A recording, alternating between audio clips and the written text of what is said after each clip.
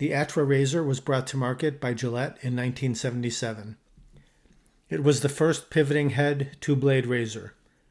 The number of blades increased from here.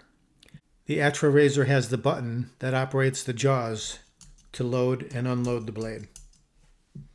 We carry these Persona blades, which are a hybrid, meaning they fit the Track 2 and the Atra razors. The plus on the packaging means it has a lubricating strip. No plus, no lubricating strip. There are 10 cartridges per pack. To load the blade in the Atra razor, hold the case so that the lubricating strip is up on top. Press the button to extend the jaws. Place it over the center of the blade.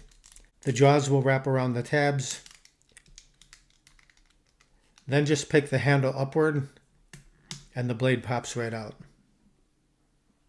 To remove the blade, push the button. You can also remove the blade from the case and load it this way.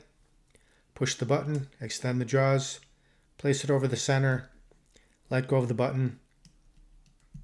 It locks in. To remove the blade, press the button.